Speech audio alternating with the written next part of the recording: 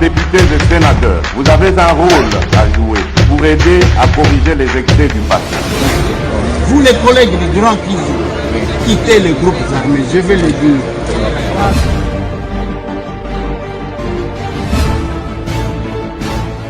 Allez, bienvenue mesdames et messieurs, bonjour, bonsoir, ça dépend s'il est quelle heure chez vous. On est là au rendez-vous de l'actualité de l'information. Pour la Masolona de Pité et Amkoloma Lelo. Je vais parler du dossier Daniel Safou-Boutchemouni. Je vais parler de l'incendie dans le marché central de Kinshasa. Je vais parler de la situation de l'Est, dans l'Est de mon pays. Et je vais parler, il y a Plim Info, ou bien Info.net. Je vais parler des actions communes pour la République. Nandenge biso tozalaka. Bande kolanga lobi to solo la kimwa muke. Nakati masolo wana Natalisa Kibino descente na biso na collège de la salle. Entrée na biso na ISPT. Les sujets où ils allaient créer problème siko. Na yambi ba message ya ndenge na ndenge. Ba msu balobi non, le DG ya SPT azana raison parce qu'il y a lobi azana document. Ba msu balobi te DG wana kosi parce que concession wana église catholique azwa quand on a cadre à concordat. Et qui est dans tous les sens. Et là, qu'on a kolobé laka na descente nanga. Yangonga na ebisa kabino, on n'est pas comme les autres parce que d'abord nous sommes villageois. Tobeta kama solo ya balabala te. Soki likambo ezana Kinshasa na kokita bongo na ebisi bino likambo. Quand il y a eu évasion, tentative d'évasion, selon les termes utilisés par chacun, na prison centrale de Makala, bato bazaki kobeta masolonga na beta yangote jusqu'à ce que je suis descendu. Naye koyoka ba makambu o ti lelo misusu nazo bombaka pour il y a un procès en cours pour établir des responsabilités. Na simanango tangu na kiti na ebisibino na pesibino ba information ba misusu basiliki ba bakosaki ba yoki ke ba bimisi bango na poasa, ils se sont énervés. Mon objectif quand je passe à la télé ezaya kopé sabino kandaté ezaya kotali sabino ce que moi j'ai vu. Il y a mes positions en tant que politique. Ou des fois ngai na bandeko nanga pe perdre moko ebelaka te, moko ebelaka parce que nazana ba oncle nangai bazakuna nazana banini. Nous avons tout le monde parce que en dehors ya kozala ba politique mais quelque part là tozakana ba famille. Lelo nazana leki nanga Constant Mutamba. O nazana ye. Tozala kina ye na famille politique mon côté. Yazala kina eloko na ye Nojek. Et puis ayeko sala di pro, j'ai vu naître eloko wana ya Nojek. Bayeko sala di pro. Yazala kina quand il y a opposition. Moi j'étais avec le chef de l'État, ou je suis avec le chef de l'État, mais cela n'a pas coupé les liens familial yangai na lekinanga Constant. Voilà pourquoi, pour ceux qui se rappellent, tangu bakanga kangai nazana parquet ya Gombe, Constant Mutamba lingaka la wana, parce que son grand frère était là. Et pendant ce temps, Constant était le bras droit de Némi Moulanya Wilonja. Alors, directeur de cabinet, il y a ancien président de la République, Joseph Kabila Kabange, mais aussi le coordonnateur, il y a FCC. Ngai nazaki côté mususu, on le bousculait même qu'il y a espionné. Na atalisa bango kete, ngai position politique na ngai, na sala kango, na sala ka différence entre ma position politique et ma famille. Celui-là, c'est mon grand frère. Pour les gens qui ne savent pas, qui vont dans des choses. Et quand nous nous mettons devant Bamakamb, nous estimons à notre humble avis que nous devons être là pour nakobete la bino masolo oyo et monani. Et vous devez faire les distinguos entre mes positions politiques et les informations que je vous invite de nous suivre toujours. Parce que bah, information, il y a solo oyo okozwa nulle part, sans émotion. Mais dans les commentaires, je peux commenter. Des fois, je prends une position politique en tant que politique. Même dans chaque télévision, il y a ce qu'on appelle l'angle de traitement de l'information ou la ligne éditoriale de chaque média. Le média que je vous recommande, info.net, c'est un média qui n'est pas, je crois que la régie est en train de mettre le logo. C'est un média non aligné. Et en attendant, ceux qui n'ont c'est un jeune journaliste, bazali kopé sabino information d'enge senyeli. Nakitaki na collègue de la salle, nakutani na frère qui est préfet, il m'a fait visiter n'enge bozo monawan. Il m'a expliqué. Na lobi na kosuka wate, il faut na kende côté mususu. Na ke côté kuna, bayambingai, ils m'ont expliqué. Le DG m'a expliqué avec son équipe, t'as visité. Et je me suis dit que je vais m'investir pour trouver une solution. Solution à l'Ikambouane. On ne peut pas comprendre que l'école puisse s'affronter à l'ISPT. On ne peut pas comprendre. Parce que les deux vivaient toujours ensemble, cohabiter. Il faut total qu'est-ce qui les a divisés pour que Tovandi Sangonase, total la kuna ponako batte la banane abisso. Les gens m'ont donné beaucoup de versions de faits. Oyo nazali ko traité pour na kokoma nesika wana. Notre objectif est ya kimia. Ndenge tozolo bela kimia, je crois la régie va vous mettre quelques images. Ezana bande ko bazo bunda. Ezana ba média o jamais balobaka bolamu ya mboka na bango. Et quand vous passez le temps à les écouter, yo kolobaka Eliezer tokolanda yote, yo moni, yo zana Félix, yo zana boy. Okocha Félix Mupanzi, Okocha Eliezer Mupanzi, Otalina Congo. Mais chaque fois que tu parles mal de ton pays, le pays là, pays ça là que l'autre côté, ce sont les animateurs. Je souhaiterais encore que les gens parlent. Yaba o bazo sala mabe ke kolobela likambu ya mboka. Jamais na yokanele okoyoka ba congolais mutema mabe. Congolais vraiment. Jamais nayoka batu à la place ya koloba. Ba français vraiment. Un français ne va pas dire ça. A kolobela mabe ya oyazo sala mabe. Un américain ne va pas dire ça. Zoateke ozimbo kanayo yomon na kangolo kola li felo. Alors que batu ebele na tali sebino abando pakistanais baso ya koboka ngunda. Sénégal eza et ba makambo malamu ezo selema malamu. Mais ozo mona tozana bangwa basoya. Retenez que vous avez un bijou entre vos mains, mais boye binde ko batela yangote. Je ne sais de le dire. Et biso chaque fois que nous nous mettons tala ba jeune wana ba wazalendo ceux qui se battent actuellement. Bamso bazo betaka masolo. Mboka wane kei, mboka wane saliso kindenge nini. Ainsi de suite. Bon, loba beta masolo na yo problème ezate. Chaque personne a tout intérêt de se battre et de marquer son passage. Lelo constant mutamba. Na ba obazolo ba mabena ye. Na ba obazolo ba malamu na ye. Na ba obazolo ba. Mais il est là en train de se tailler sa voix. A kozala tout comme a kozanga kozala encore ministre. Ndenge tozolo ba wana. Mais au comment na que comme on a ye kotika. Aujourd'hui tout le monde parle de Constant. Alors que ce ministère-là existait. Ce que je dis aux gens, profitez. Je salue l'effort que Jacquemain Chabani est en train de faire actuellement. Aouti kopesa à la police et ba bureau ya sika ainsi de suite. Bande konangai. Monsieur le VPM, ya eu yango. Pourquoi nazo féliciter yo? J'essaie de le dire ici. La police wana to la kabango. To prometa bango quand on se battait. Ngai tambwe na loba ke to kolongola bino na ba conteneur, to ko bino na ba bureau ngai. Wana ba promesse na ngai. Le chef de l'État a prometté à Bango. Et chaque fois que vous occupez des postes de responsabilité, il est toujours important de marquer quelque chose. Il ne faut pas dire que la photo na yo bamba na mur que oyo azalaka ministre. Mais asala nini? Biloko ndengwana, je vais initier une loi.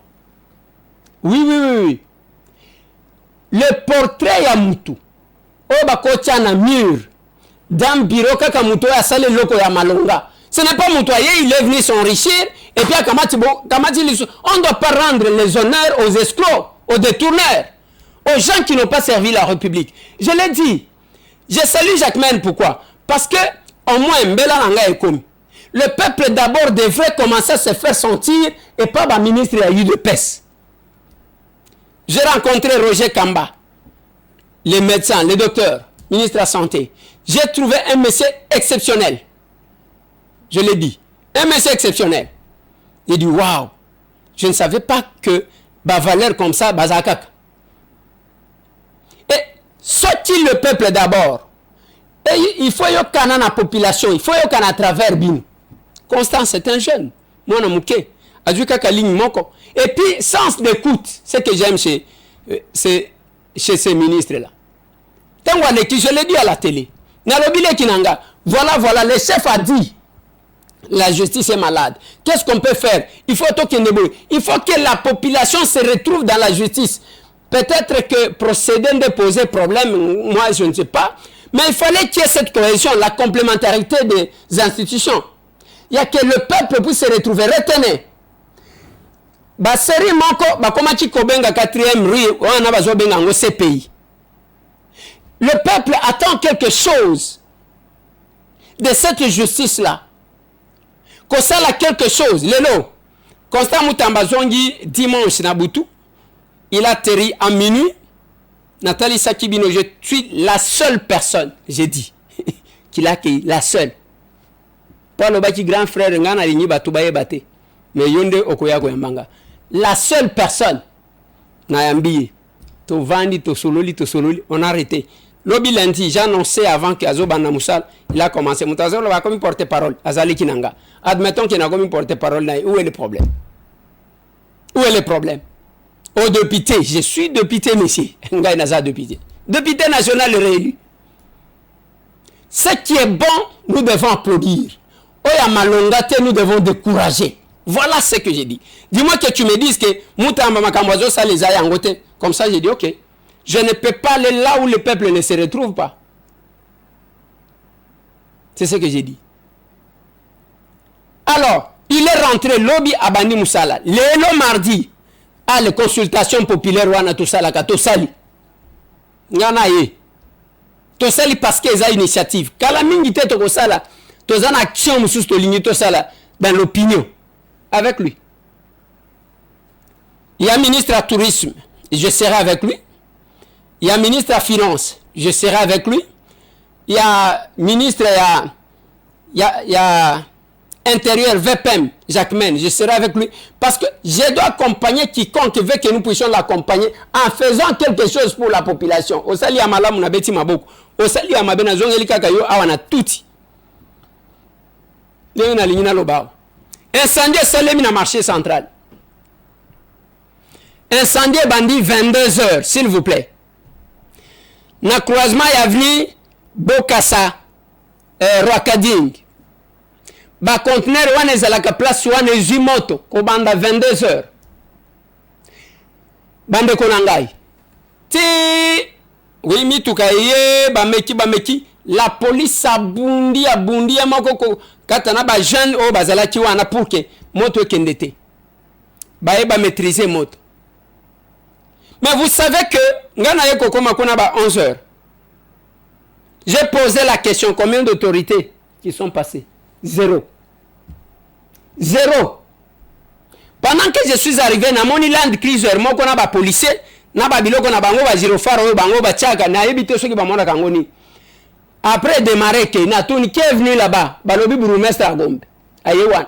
Aye à ceux qui monsieur le bourgmestre, ce n'est pas ça. Nous allons il y a l'état yango wanate. Ozoni na rapport nino ko pesa ba konzi. Oyo vandi na nini na yo na land cruiser. Oh l'état pesa yo pona ko sala musala. Moi je ne comprends pas. Pourquoi vous pouvez être comme ça? Quel est le rapport que vous avez donné? Avant d'ina mutuka kitite, moi je suis descendu, tobandi koken. Mutuka wana démarré ke. Na lobi a quelque chose à cause. Quand nous sommes arrivés na Soussiat, na visité d'abord bandeko. Na simatokomi na poste à la police et à marché. Major Roya Mbibiso. Nde na bandiko benga bakonzi. Na bengi ministre provincial ya intérieur, na bengi ministre VPM de l'intérieur, na bengi bandeko misusu na lobi mais nous sommes là, na bengi ba gouverneur na zozo bangote. Incendie et salé personne. Mais ce qui est curieux, le constat que j'ai fait, bandeko na marché central administrateur à Zalakali Sousouté. J'ai trouvé un syndicaliste qui nous a parlé, je ne sais pas si la personne qui y a Zotanga, j'ai cherché le vice-gouverneur pour qu'il y ait un Coca-Cola parce qu'il y a des batailles mais n'a été. Les syndicalistes depuis Bachaya Mona Nakate, ceux qui 3 ans yango. Mais il est toujours administrateur. J'ai posé la question. Administrateur à Mona Nakate. Badja na emi balé chargé à finance, na technique, ba Mona Nakate. Donc l'administration a marché et zapamba mutuazate. Mais batubaya ko Kongola mbongo. Mbongo wana tuni mbongo wane kendaka. Je vais initier une action. Retenez que je suis doublement élu. On va utiliser notre bras à l'Assemblée. Heureusement, honorable Nicolas Emanko est député provincial. Il y a Kinshasa président de la PAJ. Ayoki Makambouane, le marché central, au lieu de nommer, on doit nommer les animateurs là-bas. Animateurs basate, mais aussi, on doit faire l'inventaire. On me parle de 3 ans. Balobi administrateur à mon anakate. Mais mbongo bayaka ko Congola pendant 3 ans et kendaka na poche nani le grand marché. Makamba moto wana eza 3e fois de place wana ezumoto. Mais on ne pose pas la question. Balobi moto aliboma ndate.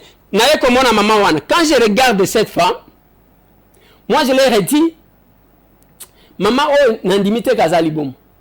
Ezaka ndenge batu moto kozwa choc moko ezo lekela ye ya mythique. Vous pouvez considérer. Parce que maman azoteka kisi abokoko. C'est que kisi wana somba kango atekaka aibi kozwa bénéfice. Alors liboma na yeza na niveau ni. Je me suis décidé, c'est parce que nazo mituna, nazo mungangate. Mais biso tozaka na mutema mususu.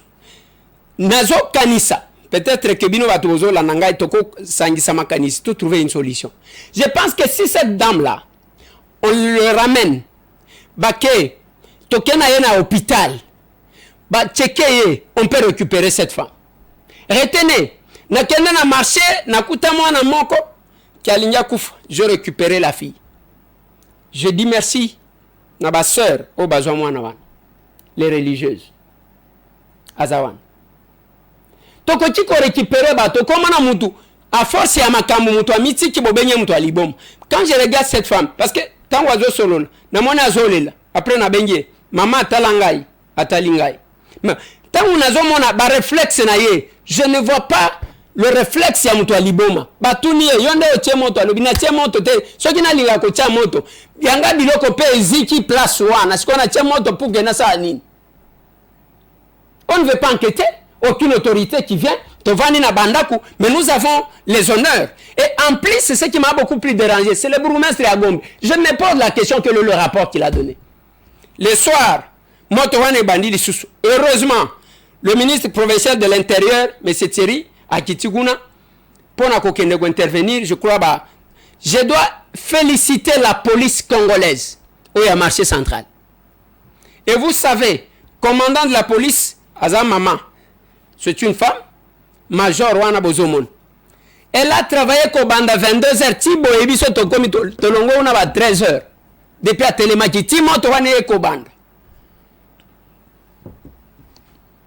Nous sommes sortis et la population, Babandi, Kopé Sabiso Badoléance Nzela, parce qu'un élu, c'est celui-là. Un élu, c'est celui-là.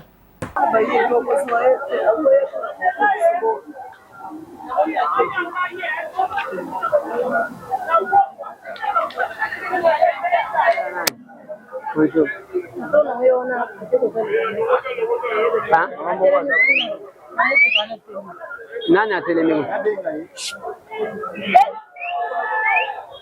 ba maison nyonso eziki ndio di matelaika maison eziki tina ya biso alobi ata maison moko te bapasi na bino nyonso kobanza na kwa wakadinga ti na maison na bino eloko eza te faye bokoma na centre na bengi siko vie na epie kuma ndenge eza boyi awa naza na transport te mpona koma centre na kati ya lopango ni mchauffeur ya moto ni eloko moko te po ekomisangana ni na zana na ba ero toza atali pe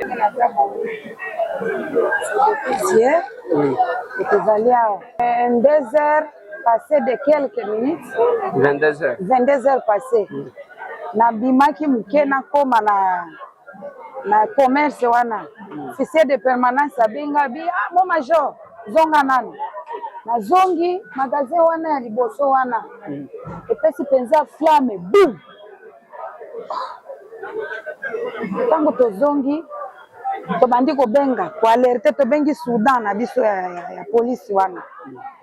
Alors loka tozaki na force te tozaki na babidon na ba population bazalaki awa kotoka mai na sima tomeka kobwaka me moto ezoya donc na pression ale bandi kozwa ba magasin to alerte tobengi mutuka ya hotel de ville ya incendie tango ekomi ba herni wana toke ba 23 heures ebandi esimbi kaka te moko wana eza moke tobengi na bakolo ba magasin tozala ba numero bango mpe babengi ale batindi lisusu ekomaki awa soki 8 po emeka koresire moto oyo en tout cas bamagasin mosusu déjà bazalaki kobimisa biloko libanda on a réussi quand même ya kolimite moto na niveau oyo na kosécuriser biloko ya bato ndenge ezalaki libanda tala kaka zando tobundi vraiment toute la nuit jusqu'à présent.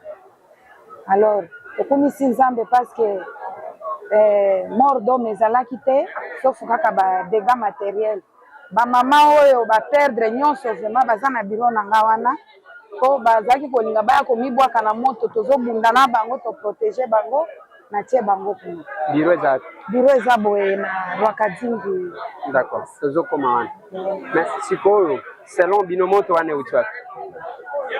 Mais respect honorable place oyo c'est net fois eza kozikaka boye na sina ya awa une fois na kotaliso. Alors oyo eza soki 40e fois ezikaka kaka balobi après 2 ans il faut epela moto. Alors bazoloba o mutu moko ya liboma non parce que nga nazwi mutu wana ya liboma aza kuna na biro na nga otali nanu ye po tumba biloko ya minene boye fo essence fo eloko moko ya makasi parce que flamme wana ebandi na kati boye nde explose na batole boye elingaki atteindre bamagasin ya nsima mais bacivile bazalaki wana bapolisier tokomobuka bamabaya wana po tosepare oyo na oyo ya kuna.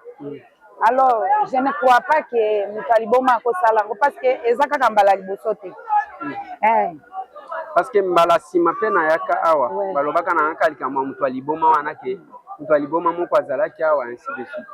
Alors eza nini eza court circuit est-ce que eza bato baye kobwaka essence batie moto?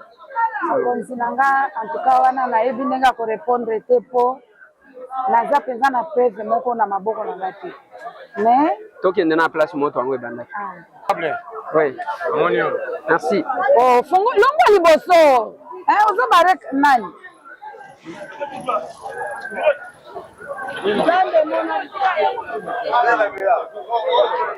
Bonjour. Maman, longo nzela. Oui. Maman, botika boye bokozokisa bato te.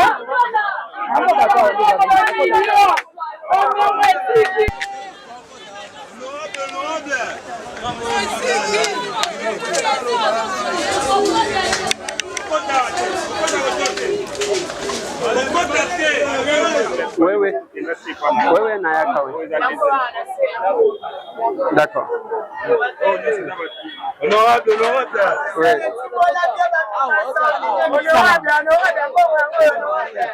Apa? Bokozonga. Hein? Oh. Kala, biloko mosala. Awa nde bandaki. Ti sikoyo ozomona mosango. Zela kuna ho. Zela baba sala kuna. Masi anga za kuna na biro. Oh, maman, quand ils sont batole, pardon, honorable batole kokoya.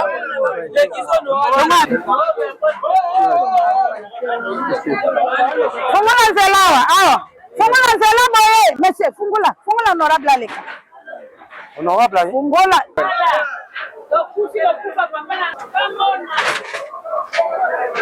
Magasin oyo nde bandaki oyo etumbi bakioske oyo nyonso ezalaki awa elingi atake oyo mpe eza magasin eye kozwa awa mpe biloko mosusu ezalaki bamesa oyo ya mabaya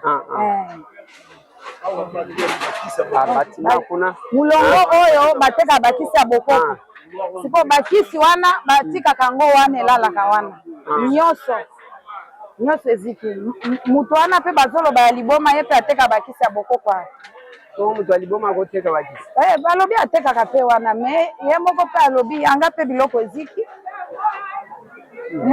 oza na ye na biloko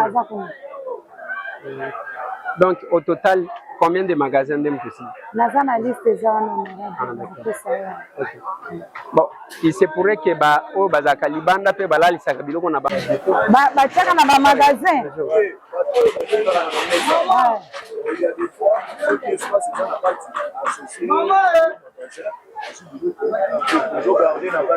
bon na oyo nga nayebi badepo ezali bisika bakendaka te kobomba biloko wana nga nayebi ye aza victime non ye est-ce que botiak eza na bato batekaka libanda baya kotika biloko na bango na moko d'accord donc ce bâtiment n'a pas été touché c'est ça non en tout cas kaka bon ok d'accord fungula nzela merci bamama bake wapi bino ele botika honorable amona bango bakolo magasin mibale ya liboso honorable bango nde balingaki donc bamibwaka na moto bakufa bakomaki yo nini mais oyo yango balobi ya liboma zaki mutu wana liboma zaki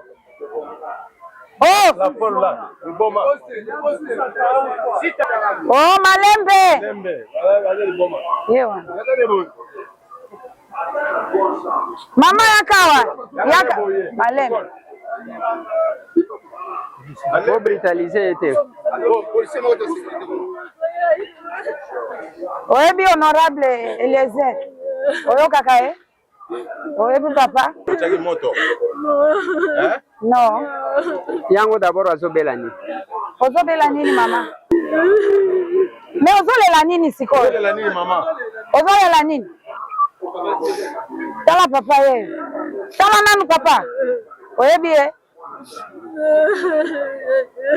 oh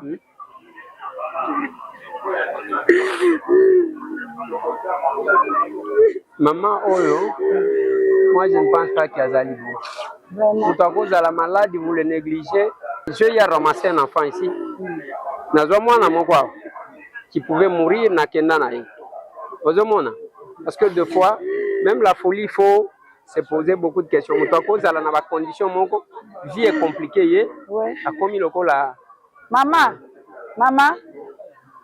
kombo na yo nani mama bazotuna kombo na yo nani loba noki wana tokokanga yo sikoyo pesa kombo na yo nani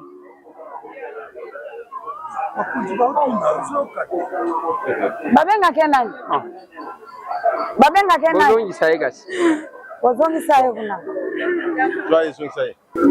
cette maman moi je vais envoyer quelqu'un Azoya qui n'est pas Jésus.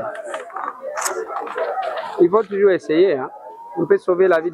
Je ne pense pas que la dame là est folle. Dans notre pays, oui, qui sait beaucoup wana teka kangunde. Nengazo lela wana, ça peut être quelqu'un qui a connu beaucoup de problèmes na vie na ye, tellement que biso na Congo makambo a prise en charge psychologique et tout ça na ngote. Tokola ka par hasard. Mais ngai mission na ngai zanini. Na lingi pas seulement que bakita, mais basa la constat pour que tomeka ko bousculer bango, ceux qui bakoti quand même ko assister bino atamuke, n'est-ce pas? Parce que il ne faut pas dès que biloko ezik, allez, là so eza so qui troisième fois non? Ezozik. Mais jusque là balukaka ko comprendre te et moto wane utaka wapi. Donc c'est de la responsabilité aussi de l'État. Ça va? Oui papa. Oui. Batielaka biso awa baza mingi bato aya. Quand on parle de ya, on a qui grand frère ya dit yele. Comme on a mopaka yele David. Banda batie tant qu'administrateur awa atikala ko na bureau te. Malo za mbongo ya ba maman e futaka taxe alors que nos gérants ngolo kwa mbongo na ye propre. Akamati bureau d'administration ati ba petit ya confiance na ye ba gérer administration pendant 3 ans. Tokoma toloba ndenge nyonso tout esimbaka te. Pourquoi? Bande connaître na mitolo babo ba comment siéger na bino kuna na assemblée en tant que Cyprien ya dit yeli. Donc to tuna bino ba kondi. Zando mukie akoko gérer ngote. Tuna assemblée ko loba nini? Tala foule yo moni awa chaque jour ba bela ka typhoïde kolia. De deux. Ben comprendre to la biso ba terrasse ya zando awa. Ba terrasse fouti. Honorable. Fouti ya fouti. Tezo bukana ya ngomo ko ka ba tongi boy ko beta pe tout de ka polele. Tezo bukana ya ngomo na kutu basali musala be bukana ka ya ngomo. To krena ba télévision te donne ça ki ngo tisikoyo. Ile ko moka malonga ezate. Même vice-gouverneur depuis le Rwanda mais ko benge bana tongo tisiko azo ma téléphone. Na tu ba image na tindi Otindeli nani? na tindi gouverneur yemoko. Jusqu'alors image ya butu ou bien ya moi. Image ya moi. Ouais. Pourquoi na ya ba 6 heures na zu image ya moi ti na film ngo na tindeli téléphone eza on a numéro ya moko numéro 1. Image ya butu kana moko. Qui fait que awa zando senga changement ya ba kondi. Parce que même bino bato mibeko lobi que 3 mois au muté musaza dans banque de poste. Il a sali 3 ans et demi. O a chaka makona zando te. To senga na ministre intérieur provincial o ya ye abenga ba administrateur oyo ba yebisa bango mbongo to da pendant 3 ans et demi wana ba chango wapi ba sala nango nini. Parce ba biso ba sala le côté. Parce que grand frère propre ya dit yeli o dit yela na sima na ye comme on a David Mopaka yeli. Donc il a eu chance de voir yo komi sikoyo po to tek ben ko sala TikTok sikoyo to senga président ya assemblée provinciale excellence non, l'éviter. L'éviter dans la provinciale, nationale. Ah, Kamere. Vita Kamere. Aya Mbappé Biso, ayo kapé badoléance à ma maman. Et puis aye ba awa ba compétent mutu dans la zone ba longo ba kote pour l'assemblée nationale. Donc il est comme que ça pour na mona ngote.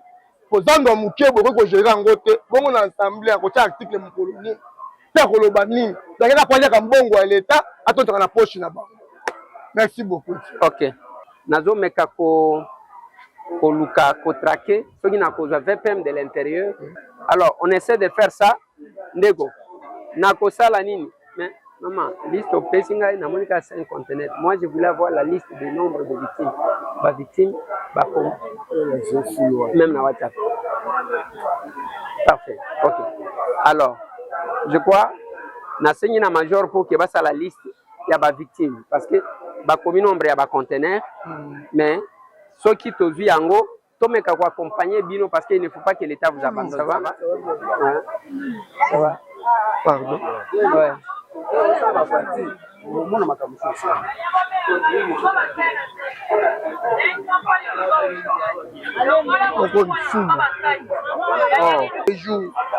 Et compétence à Bontala. Na ba moto na moni ba komi ki chasse zo bonga bango ba moni amote. Oh, papa, yaka na. Comme ça, on peut ça beaucoup qui chasse zo bonga. Hein? Regardez. Hein? Ah, OK. S'il vous plaît.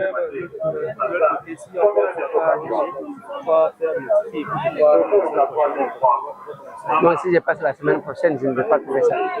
Merci. Bwana Mboka. Deuxième poche, Bwana Mboka.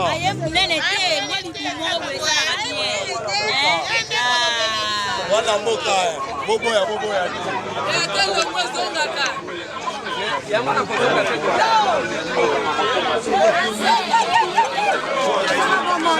Yesu anagugu.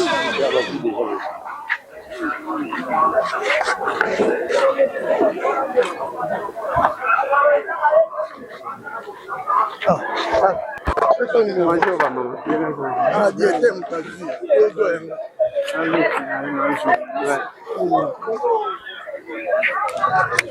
Ouais. Bonjour maman. Bonjour, merci. Ça va? Ouais.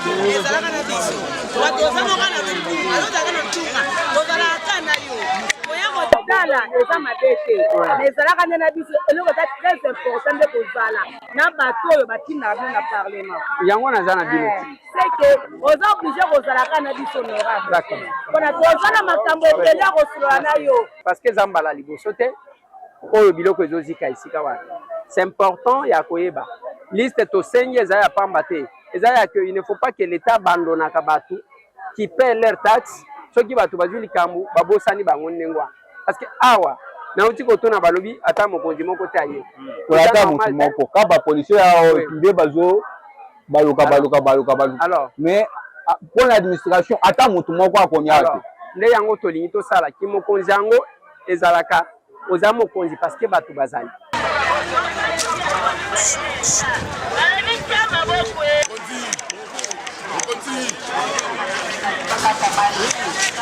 Ah papa, nous devons avoir pitié de nos frères qui souffrent, sont en train de souffrir. Les sont de mauvais. En fait, c'est vraiment un rôti, 18 et 19 ans. Comment ils sont mal payés? Vous devez réagir. $100 c'est quoi? Ça c'est quel pays? Vraiment. Allez, ok.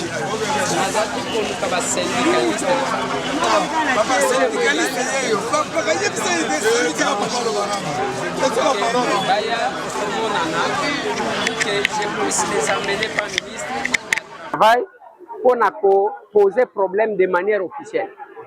Et donc on a l'ingénieur parce qu'il faut que l'État puisse s'imposer par rapport à son autorité. Parce que l'État n'aime pas ça la sécurité à Batouillos. Mais ceux qui battent ça la grève, l'État a occupé. Ah on a eu incendie salimia. Bazo il s'engage à mon côté de Piton. Aya quitté. Et ça normal c'est. Alors ceux qui bango bazo appuyer ba indien, il faut bien moko ba manifestant pour wana moi je vais vous amener chez yo ka adresse bazo c'est ça. Vous mettez là.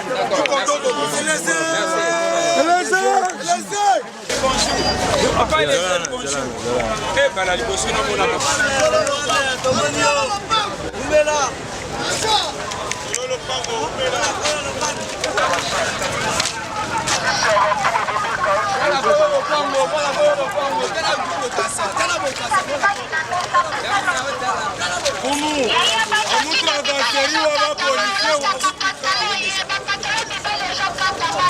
Fonction biso to sala ka ba émission ya ko finga ba tuté ya ko luka ba buzz kende sika mosusu les sérieux venez vous abonner ici chez nous. Je vais terminer par les dossiers de Daniel Safou. Depuis quelques jours, nazana téléphone angaya. Depuis quelques jours, j'apprends que mon frère Daniel Saf a été arrêté. Je me suis mis à le chercher. Lelo, tout l'après-midi, bien sûr que je ne l'ai pas retrouvé. Dans une information, moko précise. Il y a pourquoi, moi je sais que quand j'ai changé avec Safou, je vais voir quand est-ce que j'ai changé avec lui. Oui. J'ai vu. Le mercredi de la semaine passée, Daniel m'a appelé combien de fois? Il m'a appelé 1, 2, 3, 4, 5, 6, 7, 8, 9. 9 fois. À Beningana 8h, à Beningana 8h. 8h23, 8h40, 8h50, 9h, 9h03, 9h09, 9h18, 9h28, et puis na 10h11. Alors, na habité, Daniel, ce qui va kangi, moi, partout où je suis passé, ngana touni, place tout na zokote, bopé sanga Daniel, à Salinine, la question que j'ai posée, c'est ça. À part mon okonaye wana Daniel, à cause de la danger en quoi. Daniel, azana biloko babenga kana na chiluba mikaka. Ko intimider batu, jinkuza ya kinguza. Daniel, c'est ce que j'ai dit, Mukeba est là. Ngana zoe bate bavandi seli Mukeba ni. Tenini. Mukeba il n'est pas un danger. À part quand mon okonaye, Mukeba ya kosala mutuni. Makamao bakangela kie, yemoko voilà incitation la haine tribale. Yemoko muluba ko inciter nani contre nani. Et puis avant dit kuna depuis qu'avant daki. J'ai dit laissez, sa fuite n'est pas craindre. Et puis mutulogola Mukeba il saf. Mukeba iwan akokima okinde wapi. Mike Mukeba akokima ake wapi. Elonya Mukeba iwan eza elonya kobwaka ngunda.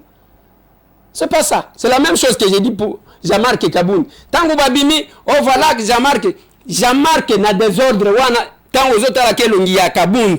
Jean-Marc ako telema ka lukaneni na kokima. Non, Jean-Marc c'est un combattant.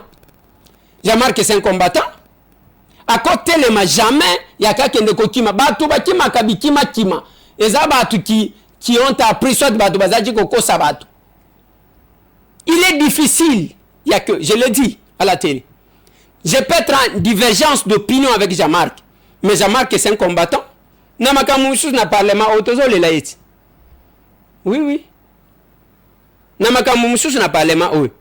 Tozo le la 520 gigas Jean-Marc Kabunda Kabunda. Wana comment lo banini? Na lobiti. Makamusus tozo le la Jean-Marc. Et Mike Mukebai ne fuira jamais. Tant que vous avez la liberté provisoire, c'est quelqu'un que vous pouvez accorder facilement parce que sa fuite n'est pas crainte. Et puis Mukebai, ce qui a à part quand on loba, sur la télévision, Mukebai est nuisible en quoi? Mukebai, à quoi il ne peut pas aller dans ces histoires-là. Jamais. À quoi il ne peut pas la show, et Daniel, moi je ne sais pas. Il a été arrêté. Qu'est-ce qu'on l'a reproché? Qu'est-ce qu'on a dit? Mais moi connaissant Daniel, à part Kaminoko Bapé Sabiso, je ne vois pas Daniel que ça la bon, moi, et aujourd'hui, ce qui a arrêté, parce qu'il y a un téléphone, a été. Ce qui a arrêté, il y a un tamboli, l'obili sous na kobande la kako tambol. Na yena babiro na bino, bopé sanga Daniel, Daniel Azawap. Je le ferai. Je le ferai. Voilà. Voilà. Mais ce qui a salé le coup, soit te bobi missie, te monique mon voilà, a sali boy boy. Biso c'est qu'on ne veut pas. Et ça m'a camouillé. Oh babomiye, oh bakangiye. Parce que jusque là, oh, émission Sili. Voilà, voilà bien émission Sili, bandekolanga to ceux qui sont en pona lilo. Retenez que Tozali na l'an 2 de l'action commune pour la République, ba capable tout. C'est le moment, il y a aussi les sabanyongo na bino, parce que le 27, c'est la semaine prochaine, le 27, le 28, le 29, ezo yinda na Béatrice Hôtel. Des formations, des colloques, des ateliers, avant la grande manifestation à dimanche 29. On sera là. C'est yotikal. Oza parti ami, oza master nabiso, okoya wana le 29. Mais le 27 et le 28, ce sont des formations. Voilà, bande konangai, botika la branché, mais sinon tout le monde.